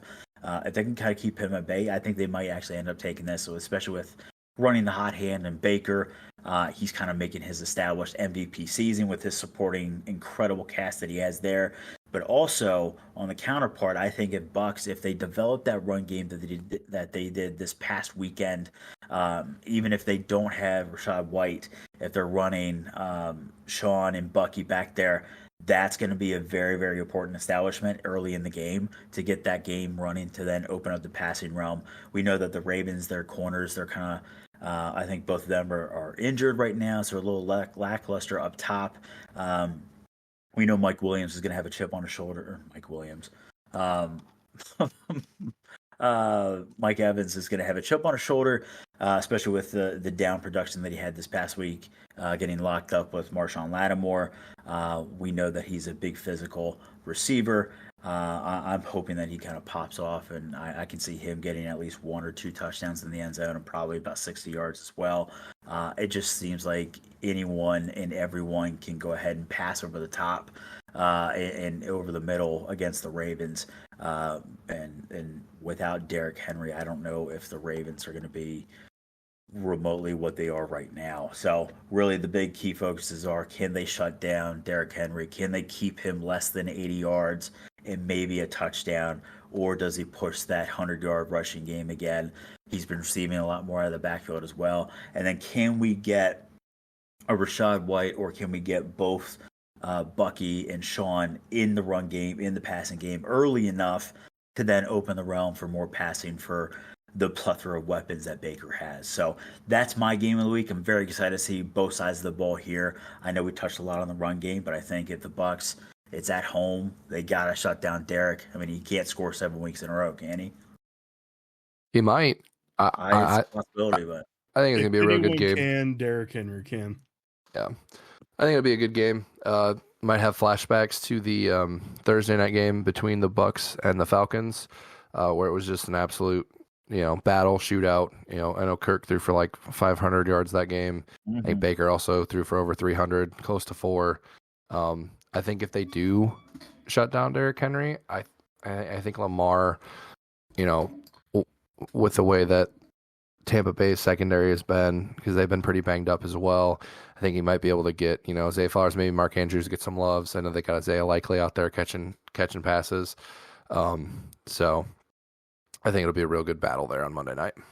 Yeah, it's exciting. It's a hell of a Monday night matchup, that's for sure. So it's better than seeing Denver 12 times in a year on Thursday or Monday. So yeah, Buffalo Bills touchdown, by the way. Ooh, to who? Pumpkin Kid. Knox, or was it Knox? Was it Knox? Okay, we're okay with that. Another thing I wanted to add about your game, Fish, fantasy purposes, QB1, QB2, going head to head. So should be a lot of scoring, I think. Yeah, hopefully. Yeah, I got one. We'll be recording next week's podcast while we're watching that game too. So maybe we push it back that night. It's a 4-hour podcast because we're gonna be focused on that. So yeah, maybe I just have flashbacks tonight. With you with the Lions. Yeah. That was a good time. Yeah, I'm sorry. It was a good game, man. It's a really good game. But yeah, Fish, that's a good game. I'm excited for that one for sure. Should be a lot of fantasy implications for that game too. Mm-hmm, definitely. All right, so boys, it's time for the closing topic of our podcast. It is time for the draft. It's an interesting one. We're getting into the fall. Love fall. Getting into that crisp air. I love it. The leaves are changing. So what we're going to draft, and this is an idea from my wife, our favorite basic white girl fall things. And Shout this out is Amy. From 3 over 30-year-old men. So it should be fun. I just think of Bo Burnham's song. It's a white woman. Instagram. Exactly. When she brought this up, that's exactly what I thought of too. Good. All right, I'll randomize this order. But yeah, shout out to Amy. We're going to randomize the order here. We have myself first. It's collusion. Fish is second. We'll take it. Bringing up the rear, buddy. I'm pretty sure it's the same draft order as last week. Not all Benjamin U20. No, wasn't I team 3 last week? No, I was third last week. He's third. I was second last week then. God. Yeah. You'll get first. It's randomized, dude. Calm down. I don't think it It's is. just not in the card. It is. It's randomizer.org. Take it up with them. Okay. The only thing is Switch's Fish was first, and you were second last week, and I was pulling up the rear with the best draft last week. Nope, not Fish, the best draft. Go ahead and do me that It's still time. good. Yep, not the best draft. All right. That's fine. Lead us off. All right. So our favorite basic white girl fall things. So these can be activities. These can be, fall treats that you like. But the first thing I'm going to go with, and this is a tradition in my family, it is going to the pumpkin patch and getting those pumpkins. So that is my 1-1 pick for sure. It's always a good time. A lot of fond memories with my mom and dad going out there picking pumpkins. It was always funny. My mom always wanted to hit a different patch every year just to make sure we know which one is the best one to go to. So if you're in the tri-state area and you're looking for a pumpkin patch to go to, Brown Family Farm is a great place to go. No free ads, but a little shout out there for Brown Family Farm. So pumpkin patches is my 1-1. Fish, will kick it off to you for the second pick. I think, right, when you hear fall and white girl, I feel like as soon as it gets cold, and I'm guilty of this myself, right? I love a good beverage, right? And I feel like there's nothing that screams fall than going to Starbucks and getting a pumpkin spice latte or a cold brew, and then taking that shameless, you're holding the coffee out, and you got your hand, and then you take that photo. It's got to be going to Starbucks and making that trip, and then you see everyone else, you know exactly what they're ordering. It's a cold brew with a little extra pumpkin cream foam, or it's a pumpkin spice latte. It's something pumpkin, right? It's so damn good too. It really is. But you can only have one, and I'm like, all right, I'm good for like a couple weeks or whatever. But it's got to be going to Starbucks and dealing with that whole shenanigans there. It's a great pick. Hot take, I don't like pumpkin spice. You're out of the pod. It's fine. Yep. I actually had a caramel apple cold brew today, and it was fantastic. I'm just not a big fan of caramel, to be honest. I like caramel, but the apple part sounds, I'll say, intriguing. I do. It was so good. So good. All right. Ask you, what's your pick here, buddy, for the first round? First round pick, basic white girl. Honestly, they normally complain about taking your girl or your wife into Bath and Body Works because they're smelling everything. No, that's me. And I'm picking out a nice fall candle. Yes, I love that. They have this s'mores one there that smells so good. So good. So yeah, fall candles. Picking out a fall candle, posting a picture of you burning your fall candle. So many fall candles everywhere. It's just 1,000 of them lit in the room, and it smells like a potpourri. It smells like potpourri all over the place. Yeah, I love good fall. And then on the turn, so I'm gonna go in the other direction, Nutter. Instead of pumpkin patches, I'm going to the apple orchard. You bastard! Damn you! It was definitely on my list. Damn you! Dude, I'm so excited to take Arthur this year, for him to just look at me like, "What are you doing, Dad?" For him to watch me pick that apple and to hold him up there and let him grab one. I'm excited for that. That'll be a lot of fun. That's a good one. Now, are you like my family when you pick the apple, you take him back to the car, and then you immediately have to eat one in the car, right? Oh yeah. Sometimes you can never have. Sometimes I eat like 3 or 4 on the way home. I love apples, but not 3 or 4. Dude, I'm trying to keep the doctors away. Okay, they say an apple a day keeps the doctor away. You know how many days I'm good if I eat 3 or 4 a day? So many apples. They're never coming after you. Good. All right, Fish, you got another pick here coming. I'm thinking, right, this is around this time is where people start to get a little festive, you know? Now, people may like to bake things, they may like to cook things. I think it's the classic. It's a little cold out. I got my pumpkin spice latte, my little cold brew. Why don't we, babe? Why don't we bake some cookies? Let's bake some pumpkin spice cookies. It's always the damn pumpkin spice cookies. It's got to be baking cookies or pies or something in especially with the little cookie cutter shapes, little fall cookie cutter shapes as well. So it's got to be doing that. I Those remember are doing that. so good. I remember doing that as a kid. Mom would be like, "All right, E and C, come on, let's bake cookies." And we Yep. used to do that shit, and then we'd eat them all, and we're like, "Okay, we're good, we're good. We don't need to do Christmas cookies too." So I remember doing that growing up. Yeah, right. My tum tum hurts. So it's got to be baking. It has to be. It's a good pick for sure. It was on my list.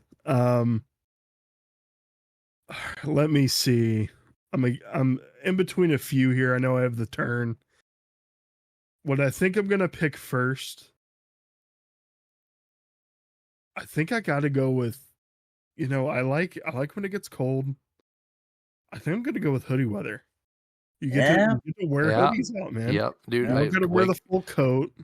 Wake up in the morning, get to throw a hoodie on my way to work.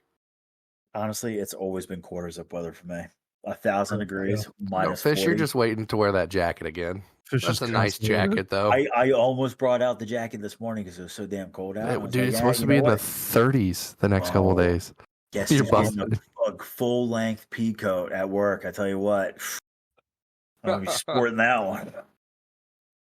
I can't wait. I need an Instagram post, please. Yeah, I'll get some of the guys at work to take a few photos, and we'll do a photo bomb there. That'd be good. Yeah, maybe we can get together over, before November hits, and we can go do some of these fall activities together. Are you planning it?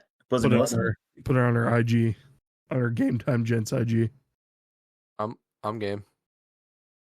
But yeah, hoodie weather, and then, my next pick kind of goes with hoodie weather.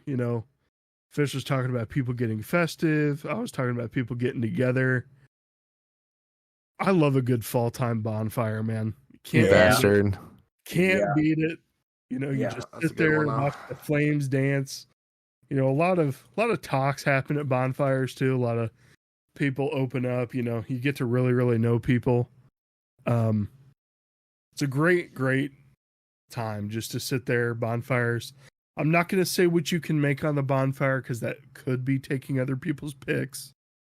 But there's a lot of great things that can be made at bonfires. You can also get hammered. You can also get hammered at a bonfire. And if you're hosting the bonfire, you don't have to drive anywhere. Just make sure you put the damn fire out. Okay? Smokey the Bear's watching. But that's my third pick for this draft. Fish, what's your third pick, buddy? Yeah, my third pick. It's got to be, again. It's got to be a theme, right? It's the moment that it gets cold. It gets a little chilly, and everybody's like, "Oh, get all the girls together. Hey, let's go to a bar near Halloween time, but let's coordinate our costumes." Hate you. I hate you. Let's coordinate it. You go as the ketchup bottle. I'll go as the mustard bottle. Let's all have some fun. And then the last minute, last second, right before they go out, let's change it. Let's go as, I don't know, you go as the spoon, we'll go as the fork. Changing it. It's got to be the Halloween costumes. Trying to coordinate it, planning all that time, all month. Be like, oh, yeah, here's what it is on Amazon. Let's go ahead and order it. And then the last second, just throw on a sundress. We'll go as this. It's got to be the Halloween costumes for me. I'm guilty of it, too, because I've been trying to plan it.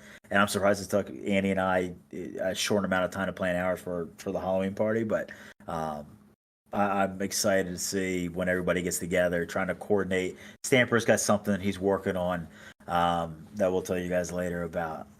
That's a good topic for next year. So, but it was trying to see them coordinate everything is going to be a fun time. So I'm excited to see where all that goes. But I do love that Stamper's already planning for next year's Halloween party. It's fantastic. He loves it, and I love it too. The games that we played were great. It was a good time. It's just unfortunate that nobody else watches horror outside of me, Liz, Zach, and Stamper. So I'm in. Yeah, I'm in. Oh, hit that that's other a good one. It's a good one. It's funny you mentioned hot dogs last year for our first Halloween costume. We went as a hot dog stand. Arthur was. I do remember that. Yeah. Arthur was the ketchup bottle. I was the mustard. His Yeah. stroller was the cart. Henry was the Yeah. hot dog, and Liz was the vendor. So Honestly, I love it. I really do. The coordination fun. is incredible. It's a good time. Everybody unwinds a little bit, loosens up a little bit, and just throw on something silly and you have fun with it. I love it. But before Zoltowski picks here, Fish, you mentioned all the coordinating costumes and getting them all off Amazon. I would always hate to be an Amazon worker, but man, would I hate November 1st return day. Oh my God, that has to be awful. That'd be the worst. Sift through all those, make sure they're able to be sold again, or if they just need to be incinerated. Yeah, that's got to be a tough job to have. Yeah. It really is. All So, right. Dusty, go ahead with your third pick, man, and the turn. 3 and 4 is a turn. All right. So this one, talk about the cold weather. Brought up hoodies, quarter zips. I like a good flannel. Bust out the flannel. Ooh. I was between flannel and hoodie. Because I've got a hoodie flannel. It's the best of Alright. both worlds. So, and then for my last one, because I'm a fat bastard and I Okay. love to eat food, Yeah. Friendsgiving. Oh. Everyone makes a dish. You go, you hang out, you eat some good food, you Cool. play some fun games. I love a good Friendsgiving. I can't wait for Thanksgiving, Friendsgiving at Alex and Dalton's house. I really can't. That's so fun. Gonna It's be such a great. good time. At any point, one of them's going to get stabbed by each other. It's just insane. It's a dinner and a They're- shower. Like, I didn't have to pay for it. Their house is even bigger now too. Oh, I was good. gonna say, did they move? I couldn't They did move. remember. They're closer to you guys now, actually. Doxed. Dox them. I didn't say the city or anything. I'm just I kidding. didn't say their address, even though I know it. Good. Such a flex. Take it away, dude. Yeah, I'm a fish. Yes. So for my last pick, I feel like I kind of coordinating and going along with the Halloween theme. I feel like, again, October 1st, my favorite month. I love horror. It's a perfect time to just sit down and start watching horror movies. But for the other reason, you got to throw on Hocus Pocus, and it's got to kind of be going on throughout the month. Just like what is it? What's the Ralphie one? Christmas Story. Yeah, Christmas Story. That's ongoing Yep. all month of December. Hocus Pocus, the original. The second one's not too bad, but the original is constantly on. It's something that you sit down with your pumpkin spice latte, your pumpkin cookies that you just made, and your big pumpkin shaped scarf with your massive hoodie, and you're in your comfy clothes. You got a fire lit, watching Hocus Pocus. I remember doing that as a kid. Still do it nowadays, and it's fantastic. So Liz loves Hocus Pocus. That thing's on repeat. I- In the it's house. a Great movie. good one. I love it. That's a good one. The second one's not bad either. No, it wasn't too bad. That or Halloween Town. The Disney Channel original Yeah, movies. Halloween Town's good. I don't know if I've ever seen Halloween Town. It's a little too scary for you. Yeah. Is It might be. But no, and then as soon as I it hits know. November, it's Home Alone on repeat. And Home Alone 2 in the house. The Wet Bandits. Great Halloween costume. That was a great Halloween costume. You Wet guys pulled it Bandit. off pretty well.